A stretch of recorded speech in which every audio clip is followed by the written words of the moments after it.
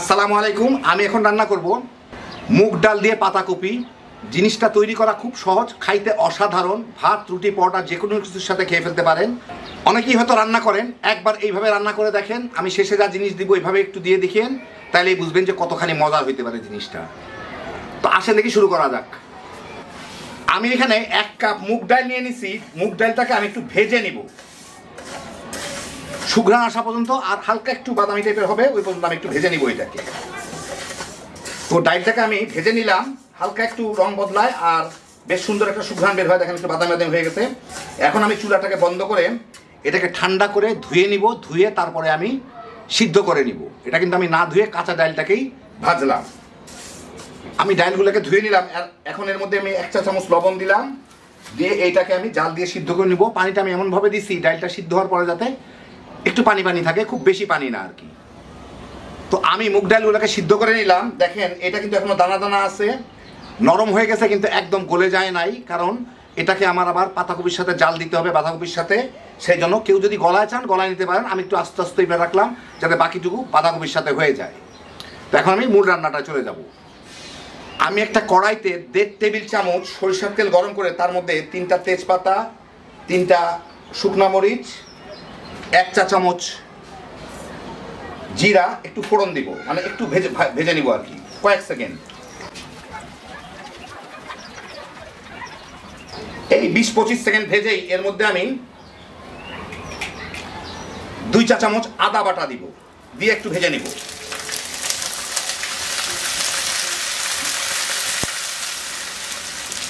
আদার পানিটা চলে গেলেই আমি এর সাথে 2টা টমেটো আমি এবার ছোট ছোট টুকরা করে কেটে রাখছি, ওগুলা দিয়ে দিব।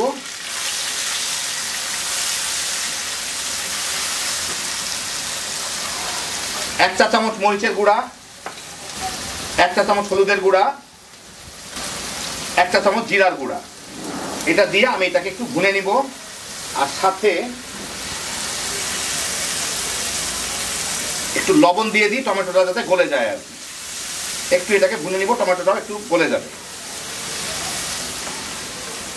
এই 2-3 মিনিট টমেটোটা ভুনেই, আজকালকার টমেটো খুব জলদি নরম হয়ে যায়, শীতকাল তো প্রায়। এর মধ্যে আমি অর্ধেকটা পাতাকপি, বাঁধাকপি এরকম কুচি কুচি করে রাখছি, ওগুলা দিয়ে এর সাথে একটু মিশায় নেই আগে, তারপরে বাকিটুকু করতেছি। এর মধ্যে দিয়ে দিব, দিয়ে ভালো করে একটু মিশায় নিই।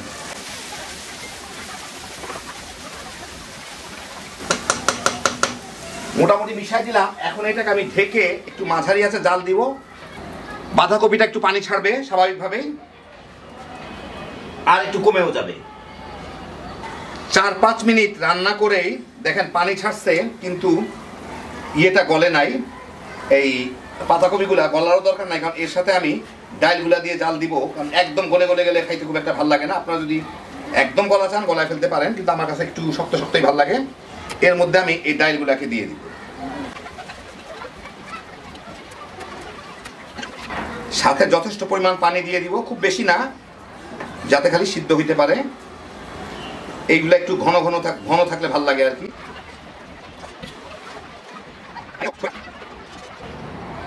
এখন একটু লবণটা দেখে নিই,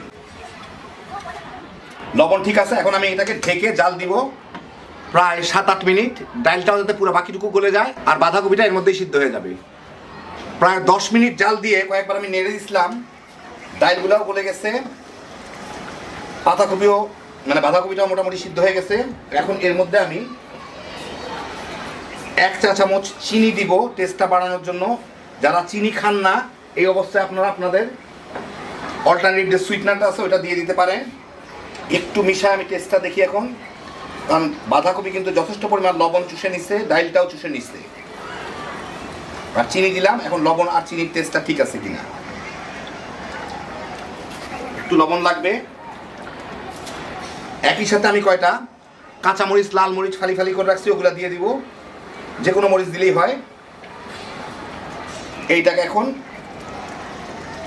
মিনিট 2 জাল দিয়ে নিব। চিনিটা, লবণটা যাতে চতুর্দিকে ছড়াইতে পারে, আর কাঁচামরিচের ফ্লেভারটাও যাতে চলে আসতে পারে।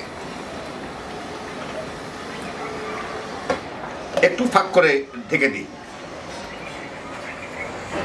মিনিট 1.5 পরে আমি এর মধ্যে 1 চা চামচ গরম মশলার গুঁড়া দিয়ে দিব,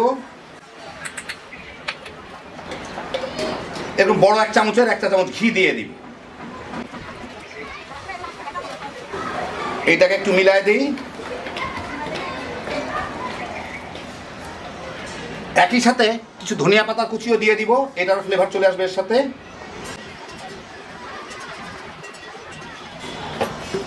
এখন আমি এটাকে ঢেকে 2-3 মিনিট রেখে দিব, তাইলে ফ্লেভারটা চতুর্দিকে চলে আসুক, ঘি, গরম মশলা, ধনিয়া পাতা, তারপর আপনাদের বেড়ে দেখাচ্ছি। যদি আপনারা ফ্লেভার পাবেন না, কিন্তু আমার তো খাইতে হবে। তো এই দেখেন হয়ে গেল আমার দারুণ মজার মুগ ডাল দিয়ে পাতাকপি দিয়ে রান্না অথবা বাঁধাকপি দিয়ে রান্না। খুব সহজ কিন্তু দারুণ মজার।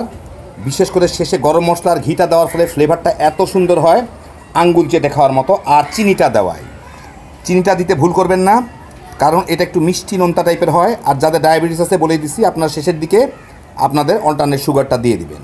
বাস, শীতের শেষের দিকে এখনও প্রচুর পাতাকপি কম দামে পাওয়া যাচ্ছে, যা পারেন খেয়ে নেন। এখন যদি আমার ডালটা একটু পানি পানি দেখা যাচ্ছে, কারণ হচ্ছে আমি কেবলমাত্র নামাইলাম, কিন্তু এটা কিন্তু একটু পরে আরও ঘন হয়ে যাবে। ওই পানি পানি কিছুই দেখা যাবে না, কারণ আপনারা ভালো মতোই জানেন যারা ডাল রান্না করেন যে ডাল কিন্তু পানি চুষে। কম ঝামেলার মধ্যে হ্যাপি জোশের একটা আইটেম। না, আপনারা দেখে গেলেন, খালি বানাইবেন আর তামা তামা করে ভাত রুটি পরোটা দেওয়া খেয়ে ফেলাইতে পারবেন, সকালের নাস্তা কি যে কোনো বেলার খাবার সাথে। আল্লাহ আপনাদের সবাইকে ভালো রাখুন, সুস্থ রাখুন, নিরাপদে রাখুন। ইনশাআল্লাহ বেঁচে থাকলে আবার দেখা হবে। আল্লাহ হাফেজ।